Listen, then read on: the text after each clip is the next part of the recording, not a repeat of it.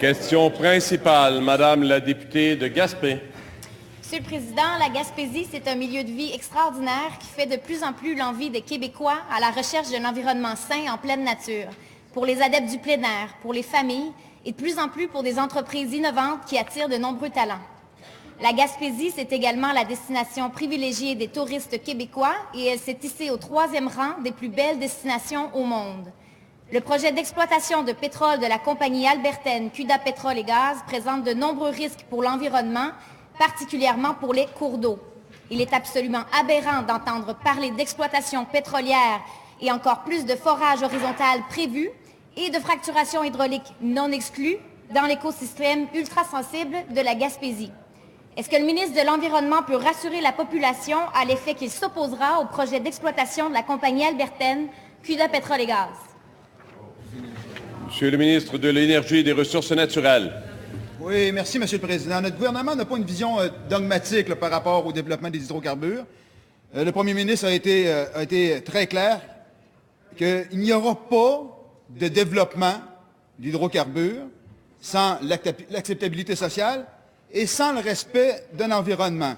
Je tiens à rappeler que le cadre réglementaire qui vient d'entrer en vigueur au Québec en septembre dernier est très strict, a été développé pour répondre aux préoccupations du public, a été développé pour répondre aux préoccupations des municipalités.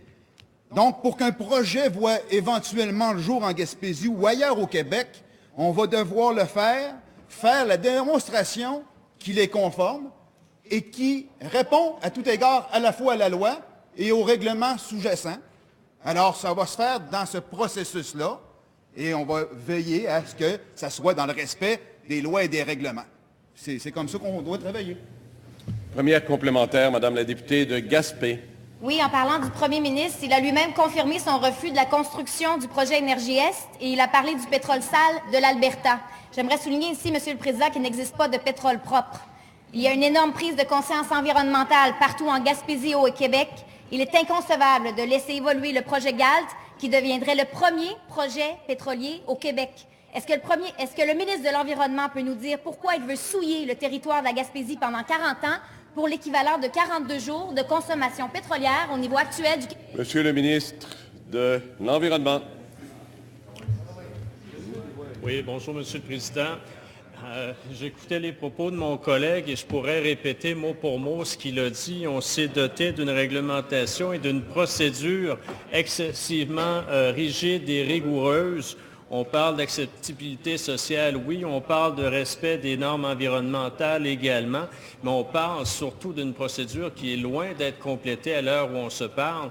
Et si éventuellement, parce que le mot important dans le dossier est éventuellement, si éventuellement ce dossier-là devait évoluer jusqu'à l'opération, la députée, la collègue pourrait être assurée que ça se fera dans les plus strictes règles environnementales existantes. Deuxième complémentaire, Madame la députée de Gaspé. Il semble qu'on a un processus défaillant quand vient le temps de prendre des décisions.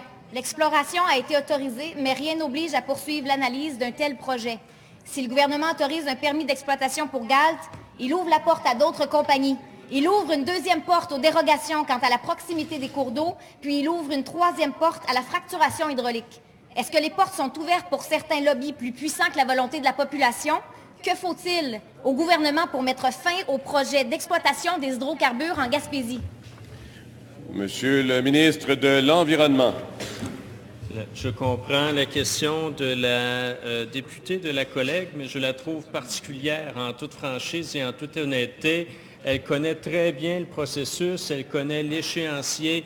Il y a une prochaine étape qui sera normalement franchie le 22 février prochain, donc dans quelques jours. Et c'est ce même parti qui, dans la même région, a tout fait pour développer le projet qui, encore à ce jour, est le plus polluant de l'industrie québécoise en matière d'émissions de gaz à effet de serre. Donc cette conscience environnementale qu'aujourd'hui, dont elle fait la promotion, est difficile à concilier avec les engagements pris encore tout récemment par son propre parti.